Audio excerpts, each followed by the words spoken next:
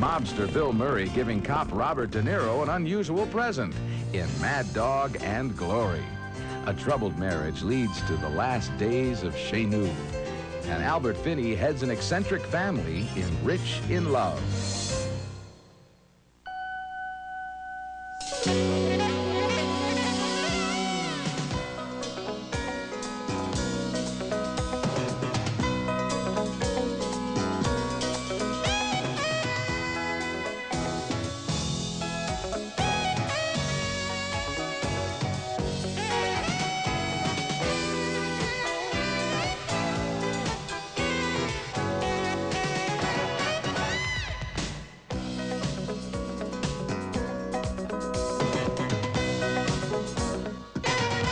Coming down? Listen, I'm serious. We're in love. And I think we're gonna live together. Maybe even get married. Who knows? That's Robert De Niro and Bill Murray in the offbeat gangster story called Mad Dog and Glory, one of 4 new movies we'll be reviewing this week on Siskel&Ebert, including a first feature film made for just $7,000, and also a special interview from London with the director of the movie everyone is talking about, The Crying Game. I'm Gene Siskel of the Chicago Tribune. And I'm Roger Ebert of the Chicago Sun-Times. Mad Dog and Glory is one of those odd, off-center movies that kind of grows on you.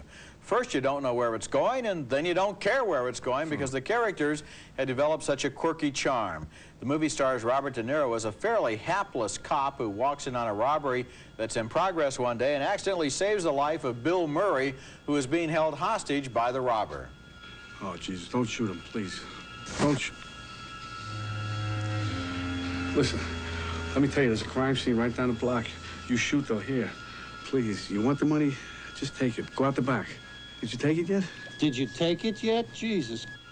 Shut up. The Murray character turns out to be a fairly well-established mobster and also a comedy club owner who believes, incorrectly, that he is a good stand-up comic. You've heard of me? Yeah. Wayne says you killed that mutt we found in the garbage can the other night. Ah. I thought maybe you'd heard of me in the clubs. You know, comic circles like. No, just scumbag circles, sorry. As a thank you present for saving his life, Murray presents De Niro with a good-looking young woman, Uma Thurman, to look after him for a week. I'm a 7-day singing telegram. I'm like one of those people that comes to your door in a gorilla suit or with balloons, you know? Okay. Stop. De Niro and Thurman fall in love with each other, which makes for a problem since Murray considers her to be his property. I knew it. Didn't I call it right on the nose when I saw you in the office? You're a schmuck if you don't think she's playing you like a violin right now. And so it goes. The best moments in Mad Dog and Glory are the most unexpected ones, when a line of dialogue will flash out of nowhere or a character will act in a completely unexpected but insanely logical way. Some of the scenes between Murray and De Niro are priceless, the way they try to build a friendship, for example, on fear and complete incompatibility. The movie's original screenplay is by Richard Price, whose credits include Sea of Love and The Color of Money. The direction is by John McNaughton, who made the famous Henry, Portrait of a Serial Killer. Together, they've made a completely unexpected and original comedy. Oh, I think so, too. And I like the casting here. First of all, the biggest surprise has to be Bill Murray. Because when you see him playing a straight character, I mean, he does have this comedy club thing that they throw in. Yeah. But as a mobster, he is credible, and I wouldn't have expected it. He does a real good job there.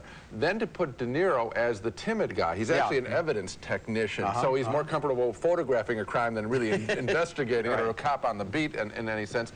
And that's clever casting, because De Niro's so, you know, full of energy, but to make him timid. And the love scenes that he has, he's a very shy guy, and the love scenes he has with Uma Thurman are tentative. They're very good. That relationship, there isn't a relationship that isn't interesting, and really good casting. I like it a lot. You particularly mentioned Murray's performance. De Niro does something in this movie that's really uncanny. Now, we know that he is a specialist at changing his body or changing his appearance. He looked like a really powerful prize fighter in Raging Bull. In this movie, he seems to have been able to shrink himself. He seems shorter, slighter, more shy, more recessive. It's like he's altogether a different person physically. I don't know how he does it. It's partially his acting, I suppose, but maybe he was standing in a hole in the floor or something. It's a good point. Now, okay, our next film is something special. It's called El Mariachi. It's a first feature film that amazingly was made for a total of $7,000. I think they spend that a minute on a Hollywood production. And more important, it's a very entertaining film, a solid action picture with some humor and some wit about a case of mistaken identity. An unemployed mariachi singer carrying a guitar in a case is mistaken for a brutal gang leader carrying a machine gun in a guitar case. Here's a cute scene early in the film as the mariachi player, Carlos Gallardo, goes looking for work in a bar. ¿Por qué voy a querer a un mariachi cuando ya tengo una banda entera?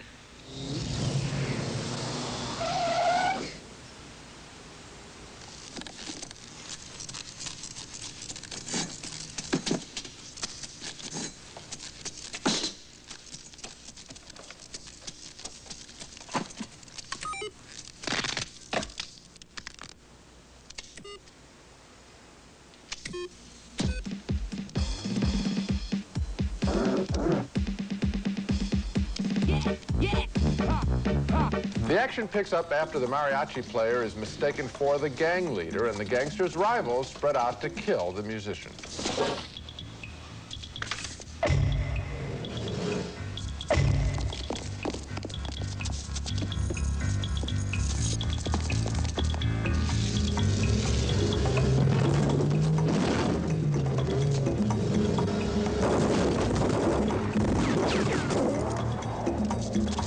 Naturally, there's a love interest in the film, but first, she mistakes the singer for the killer. ¿Quién eres? Soy un músico. ¿Qué tienes aquí? ¿Armas? ¿Pistolas, navajas? Mi guitarra. Ya veremos. El Mariachi has some of the same freshness and humor that the first Mad Max movie had. It's also important to make the point that I'm not just adjusting my standards because this movie only cost $7,000. It's simply a good, entertaining film, which is a tribute, because of the price, to the ingenuity and natural filmmaking talent of its creator, 24-year-old Robert Rodriguez from San Antonio, Texas. El Mariachi is worth finding in your town. It sure is. It's a very entertaining movie. You know, when you see this movie for $7,000, it doesn't look any worse than any other movie we reviewed this month. And I met Rodriguez at the Telluride Film Festival. I found out here was a kid from, I think there are 8 or 10 other children in his family. He wrote the screenplay. He needed some money to make the movie. He sold his body to medical science. He went into a lab for a month, and while he was perfecting the screenplay, they were doing tests on him. Then he took the money, got some friends. There's a school bus in the movie. That's because he had a friend with a school bus. And he made this film basically for the Spanish language video market, thinking it could be a foot in the door in Hollywood. But then he sent it into an agent. The agent liked it. The studio picked it up, and the guy's on his way. It's a very well-made picture. Yeah, I think it's going to play in action houses. It's going to play in Spanish language theaters, and it's also going to play maybe a little bit in an art crowd theater. So that I think that people are going to be able to find this picture. It's very enjoyable. He's shooting basically with one camera and using a lot of camera tricks to keep the narrative growing, to compensate for his inability to have an extra camera going. It's well done. It's an inspiration for young filmmakers and also for older filmmakers who might want to look at their budgets. Okay, when we come back, Rich in Love, a character story about time out in a long-running marriage. Then why did you leave?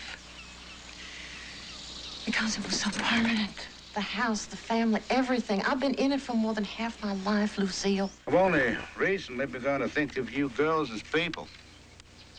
What did you think of us as before? Well, pets, to tell you the truth. Your mother's pets. Albert Finney stars there with a talented newcomer named Catherine Irby in a scene from Rich in Love, the story of a marriage that seems to have arrived at its conclusion. Finney returns home one day to find a note informing him that his wife of many years has simply walked out. She's tired and she wants to live on her own.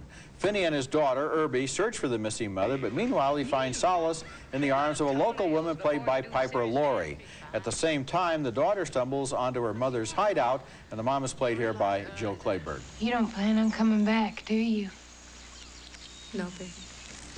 I don't think so. But Pop would change if you do. I promise he would. You can't make a promise like that for another person. Anyway, I don't want him to change. I love him just the way he is. Meanwhile, Finney's older daughter, Susie Amos, comes home with a new husband in tow. He's played by Kyle MacLachlan and seems fairly able to keep up with his eccentric new bride and her surroundings. Where you from, Mr. McQueen? Land of Lincoln, ma'am. Thought so. I thought, you know, a Yankee white boy sit up in here all night long and never crack a smile.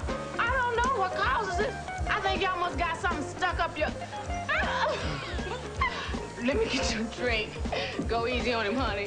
At first. The whole family seems moonstruck. Irby and her boyfriend, Ethan Hawke, discover that love is much more complicated than either one of them thought. Look, it was the first time. It gets better. It really does. I mean, it's... You know, not that I'm an expert or anything, but every time you do it, Don't. It was fine. No, it wasn't. I can tell. I mean... Rich in Love is still another movie this week that prefers a slice of life to a tightly constructed plot. And, well, so do I, when the film allows its characters to stretch and grow. The director, Bruce Beresford, has been good at that in a lot of movies, including Tender Mercies and Driving Miss Daisy. And in this one, Rich in Love, I especially like two of the relationships. The one between the two individualistic sisters and the one between Finney and the Piper Laurie character. Do they really fall in love or simply find each other convenient? We don't find out until the unexpected but highly satisfactory end of the movie. Well, I like this film a lot.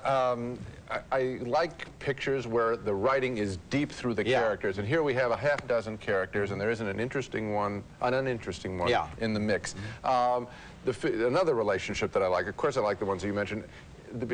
First of all, seeing Jill Clayburgh, we haven't seen Jill Clayburgh on the screen in a long time. That's right. And it is great casting to use her, because think about it. This woman is basically, when we meet her, a recluse. She's left away, and for all we know, Jill Clayburgh has been a recluse because we haven't seen her. And so there's real drama in that moment when they meet. And so the relationship between mother and daughter there is another relationship that's interesting in the film.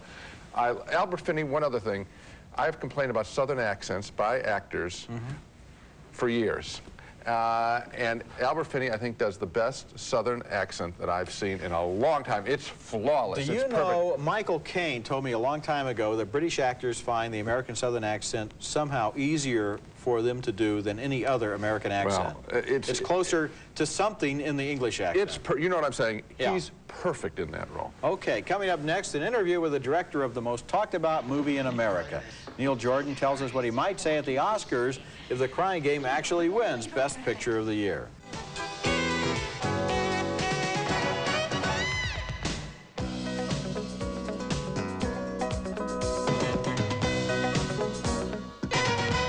Moment in this Oscar season, the one everyone is talking about, is Neil Jordan's Irish film The Crying Game, a thriller and a love story involving a kind-hearted, inexperienced IRA operative and the lover of the British soldier he's held captive. You wouldn't shoot a brother in the back. The Crying Game was nominated for 6 Academy Awards, including Best Picture and Director, and its 2 stars, Stephen Ray and Jay Davidson, were also nominated. See that, Carl? See what, Bill? He gave me a look. Last week, I spoke with the film's writer and director, Neil Jordan, who was in London. He tried to explain his film's surprising appeal. Just last week alone, it grossed more money than it cost to make. I think the movie is a love story, really. It's about 2 people who are divided by everything possible in the contemporary world, every single possible fact, every single possible stereotypical fact, who manage to see through those stereotypes and find something in common with each other, you know. There is a surprise in The Crying Game that most journalists and the public have managed to keep secret from first-time viewers. This, too, is unprecedented, as Neil Jordan knows all too well. The only comparable film I can think of is Vertigo. And I would love to have seen Vertigo when it came out first. I was too young. So by the time I got to see Vertigo, I already knew the plot. I already knew the story. I already knew that, you know, 2 women with 1 woman. I myself, I'm very glad that that people have managed to write about this film. The film has been actually publicized without giving away the narrative turns. Neil Jordan also directed Mona Lisa, another fine low-budget love story with Bob Hoskins and Kathy Tyson from 1986. After he made that surprise hit, he was courted in Hollywood. But the movie he made for an American studio, the ghostly comedy High Spirits, bombed badly. Jordan says he knows what traps to avoid now when Hollywood beckons again. You know, I came back consciously to do films that I wrote myself, that I had to finance independently. And I've kind of been through that process, you know, so I've made a rule for myself, really, to just to do movies that I write myself. The Crying Game does have an outside shot to upset Clint Eastwood's Unforgiven as Best Picture. I sure hope it does. I was wondering what director Jordan might say on stage if it did win. What would I say? I'd say Gurmila Mohaguth. It's an Irish phrase. It means thank you very, very, very much. I just saw The Crying Game for the second time last week. I did enjoy it as much as the first time. I appreciated its fresh construction even more. This movie shouldn't be such a big deal, but it is, because other movies are so predictable. I hope Neil Jordan gets a chance to make that acceptance speech. You know, it's amazing when you look at the Best Picture nominees this year to realize that Hollywood is really nominating the kinds of movies that it no longer makes, because so many of the Best Picture nominations were made in independent channels, even the Clint Eastwood picture. The major studios just aren't geared up to make anything, it seems to me, except for big budget special effects extravaganzas for teenage boys. He is going to be courted in Hollywood, Neil Jordan, and I hope that he remains faithful to what he'd already learned the first time around. I think he's learned his lesson. Yeah. When we come back, an Australian film about a strange household, The Last Days of Shay Nu. Put your arms around me. That's all I need. You think always I'm teasing. Our next movie, The Last Days of Shay Nu, comes from Gillian Armstrong, whose My Brilliant Career in 1980 helped put the new Australian cinema on the map. Now she's directed a portrait of an unconventional marriage starring Lisa Harrow as a depressed wife who fears her husband does not love her, and Bruno Ganz as the husband, a Frenchman who thinks only of himself and has her nearly convinced that he's right to think that way. For me, to leave you would be cruel. Cruel to me? No, to me. I'm not thinking of you at this moment. But if I had another wife, I could love you better. When the wife's sister returns from a long trip overseas, she becomes friendly with the husband. Too friendly. Oh, yuck! After Harrow discovers her sister and husband are cheating on her, she's shattered. The sister, who is as self-centered as the husband, doesn't get it. We didn't think you'd take it like this. JP said she's been around, she can cope with things. You've broken my heart, Vicky. JP says I'll break his if I change my mind. And that's Carrie Fox as the sister there. Those scenes may make The Last Days of Shay Nu seem like some kind of hothouse melodrama, but actually, nothing could be further from the truth. It's a quirky comedy with lots of interesting supporting characters who all live together in this crazy household that has long since given up any pretensions to normality. If Rich in Love, earlier in the show, is about a marriage that ended before its time, Shay Nu is about one that has continued for far too long. Well, that's the you know, you call it a comedy, but I took it fairly seriously in the sense that I think that one of the things the film is clearly saying is that there are some marriages that should not continue. Yeah. And and I think this film is fresh in that regard because there's such a compulsion on the part of movie makers to be challenging to an institution like marriage, but then wrap it up sweetly at the end. And this doesn't do that, and it is refreshing. And these are, again, very much, the parallel here with Rich in Love is very interesting. Both films are saying the marriages are very difficult to accomplish, and if they're not working, either time out or break it off, and that's revolutionary. Yeah. And to talk about the supporting characters a little bit, I didn't have time to mention before the daughter and the boarder, the guy who comes to rent a room, and they're always playing duets on the piano. Their relationship is so unusual for a teenage couple compared to so many others that we've seen. It's not unlike the young couple that comes into the picture in Rich in Love. These are two films that are very similar, different parts of the world, and something's going on in the world with families and relationships that these movies are coming out now. They'd make a great double feature. Yes. Coming up next, our Laserdisc Pick of the Month. It stars Oscar nominee Susan Sarandon. It was made last year, but few people went to see it, and they missed a winner. The Siskel&Ebert Laser Pick of the Month is brought to you by Pioneer Home Theater. You don't just watch it. Susan Sarandon is in the news lately, of course, for her Oscar nomination for Lorenzo's Oil, but Sarandon appeared in another strong film last year that few people went to see. It's become available on home video this past week, and I'd like to recommend it for my Laserdisc Pick of the Month. It's Paul Schrader's film Light Sleeper, in which Sarandon plays a New York drug dealer to wealthy clients, employing Willem Dafoe as a delivery man. They both dream of getting out of their business. I'm thinking about taking some music courses. Sound editing, mixing. Didn't you already do that? No, that was acting. No, that was modeling. These are sad people in a sad profession. Both Sarandon and Dafoe dare to play unlikable types. To the film's credit, neither character seems like a traditional movie character. They're at once too smart and yet very foolish about themselves. Light Sleeper from Paul Schrader, our Laserdisc Pick of the Month. Check it out at your local video store. Now let's recap the movies we reviewed on this show. 2 thumbs up for Mad Dog and Glory, the offbeat gangster film starring Robert De Niro and a surprisingly effective Bill Murray. 2 thumbs up for El Mariachi, the $7,000 action picture from first-time director Robert Rodriguez, a natural talent and a most enjoyable film. 2 thumbs up for Rich in Love, a marvelous piece of nostalgia set in the South recalling a most original family led by Albert Finney. And 2 more thumbs up for The Last Days of Chez Nous, another fine family drama, this one set in Australia from director Gillian Armstrong. So for the second consecutive week, we agree on all of the films. This week we recommended all 4. 1993 is turning out to be a very good year. A very good year indeed, especially if you go to films that are just now opening. And you know, with El Mariachi, we ought to emphasize, don't go because it only costs $7 grand. It's a good film. Go because it's fun. That's it for this week. Next week we'll be back with Amos and Andrew, starring Nicolas Cage as a small-time crook, throwing together with celebrity author Samuel L. Jackson, and also Swing Kids with Christian Bale leading a group of dancers in Germany between the wars. The Nazis don't like their taste in American jazz. That's next week, and until then, the balcony is closed.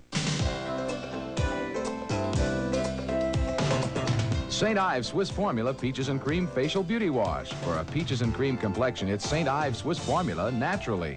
Easy Spirit walking shoes for those who want to get even further away from it all. Easy Spirit, our difference is our cushioning.